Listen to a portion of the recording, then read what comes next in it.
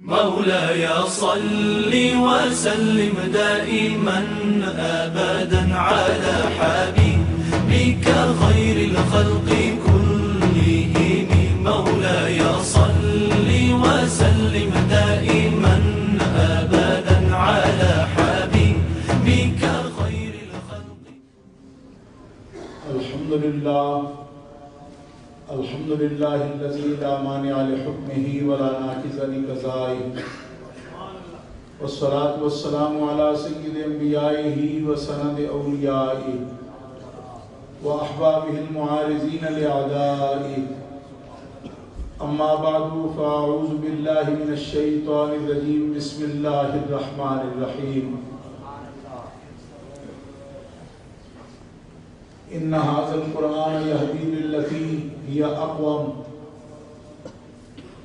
صدق اللہ والے ہیں، بڑے بڑے چرچ ہیں، کروڑوں روپیہ لگایا انہوں نے، اربوں روپیہ لگایا، چرچ بڑا طاقتور رہا ہے پورے یورپ میں، بڑی قوت تھی، کیتھولک بھی پروٹیسٹنٹ بھی بڑی قوت تھے اور ہیں۔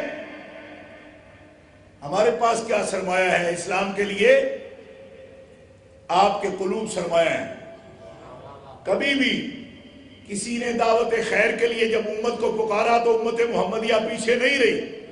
حکومتوں نے یہ کام نہیں کیے، حکومتوں نے مدارس قائم نہیں کیے، مدارس مسلمانوں نے قائم کیے اور ہمیشہ غریب مسلمانوں نے بڑھ چڑھ کر مدارس کے قیام میں حصہ لیا۔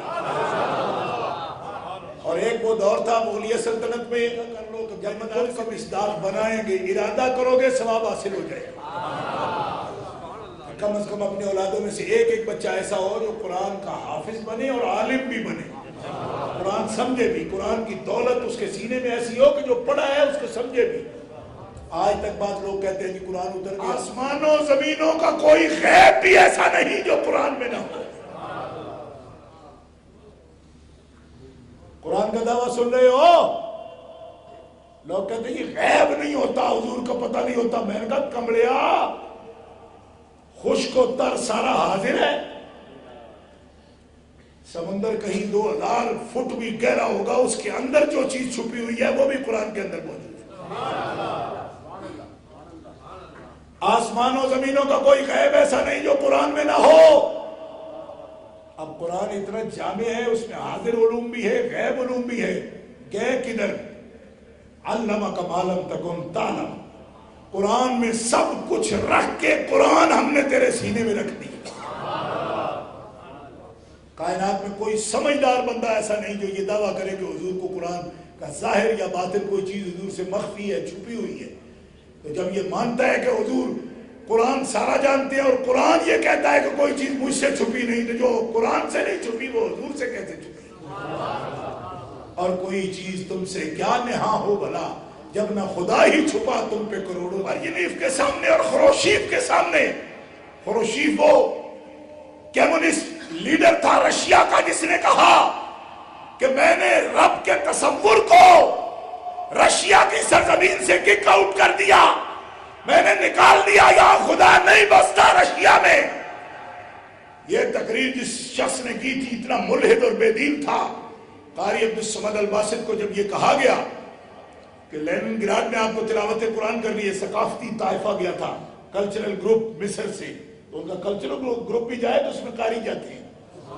اندازہ کرو نا اس ملک کا کہ ان کا کلچرل گروپ بھی اگر جاتا ہے، آرٹسٹ جاتے ہیں تو اس میں بھی قاری جاتے ہیں۔ اور قاری عبدالصمد الباسط جب وہاں گئے لینن گراڈ میں تلاوت شروع کی تو تاریخ میں یہ بات موجود ہے کہ خروشیف جیسا بدماش کمیونسٹ بھی قاری صاحب جب سورہ الرحمن تلاوت کر رہے تھے تو اس کا سینہ آنسوؤں سے تر ہو گیا۔ اس سے پوچھا گیا جب آپ رب کو نہیں مانتے ہو تو اس کلام کا کیا اثر ہے؟ تو خروشیف نے کہا کہ میں یہ کہے بغیر نہیں رہ سکتا کہ عبدالصمد الباسط جب بولتا ہے تو اس کے گلے سے بندے کی آواز نہیں، اس میں رحمان کی آواز آتی ہے۔ کوئی چیز اس میں جاذبیت ایسی موجود ہے کیونکہ نسلی طور پر تو اس کے بھی بڑے مسلمان تھے نا۔ گرامی قدر حضرات، قرآن مقدس ہمیں الحمدللہ الحمدللہ الحمدللہ اس بات پر ہندوستانی مسلمانوں کی عظمت کو پوری دنیا سلام کرتی ہے. ہندوستان جب بولتا ہوں تو ذرا پرانا لفظ ہے, جب یہ کہ تقسیم نہیں ہوئی تھی اس لیے کہہ رہا ہوں, ورنہ اس میں بنگلہ دیش بھی ہے, پاکستان بھی ہے, ہندوستان بھی ہے, سارا اس سے مراد ہے. آج بھی دیکھ لو کہ وہاں کے قاری بھی ہوں گے نا, عالم بھی آئیں گے تو 3 پیس میں جماعت کرا دیں گے. ہمارے ملک میں گئے گزرے حالات میں بھی اگر کوئی داڑھی کٹا امام بھی کھڑا ہوگا نا تو 10 آدمی پیچھے پوچھیں گے اس کے پیچھے نماز ہو جاتی ہے. میں نے کہا مسئلہ تو بتا دوں گا بعد میں, ہوتی ہے یہ نہیں ہوتی. یہ جو تمہارے اندر تڑپ ہے نا یہ ہے دین. مثلا اب اور جگہ تو کوئی پوچھنے والا بھی نہیں رہا کہ جیسا بھی کھڑا ہے پڑھو جی اب پوری کرو تو نکلو گا. یہ کیا ہے کہ کون ہے, چھان بین بعد میں ہوگی. لیکن آج بھی ہندوستان جتنے گئے گزرے حالات ہیں ایشیا کے, اندازہ کرو نا. اس میں لوگ کہتے ہیں فنڈامنٹل ہے, فنڈامنٹل نہیں ہے.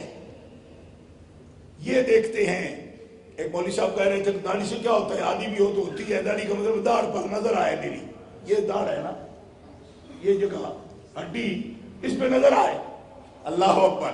تقریر کر رہے تھے اٹلی میں, ایک بوڑھا سا آدمی کھڑا ہو گیا, اس نے کہا جی آپ کہتے ہو کہ صرف ہڈی پہ نظر آئے, ہمیں یہ بتاؤ حضور کے تو سینے پر بھی نظر آتی تھی. حدیث میں تو یہ آیا ہے کہ حضور کی ہڈی پر نظر نہیں آتی تھی, حضور کے تو سینے پر بھی گھیرتی تھی. تو اگر حضور کی رکھی ہوئی ہے پھر تو اسے سینہ گھیرنا چاہیے, اور اگر فیشن ہے تو پھر جیسی مرضی ہے رکھ لو. کیوں؟ اس لیے جب حضور کی رکھی تو پھر حضور کی داڑھی مبارک کا حدود اربع تو حدیث میں آتا ہے نا کہ سینہ مبارک گھیرتی تھی, سینہ مبارک ڈھانپتی تھی اور گھیرتی تھی. تو فرمایا کس کی رکھی ہے؟ اب وہ بیچارہ مبلغ تو چپ, تو اس نے پھر کہا شرم کرو, جب سکھ گرو نانک کی سنت کو نہیں چھوڑتے تو ایک مومن مصطفیٰ کی سنت کو کیسے چھوڑ سکتے؟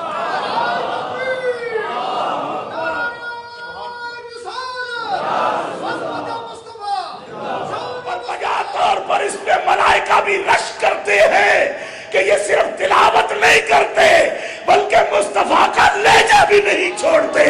اللہ کی قسم, جیسا حسین ابن علی نے نیزے پہ چڑھ کے قرآن پڑھا تھا, آج بھی دنیا میں لاکھوں حافظ لہجہ حسینی میں قرآن کی تلاوت کرتے ہیں.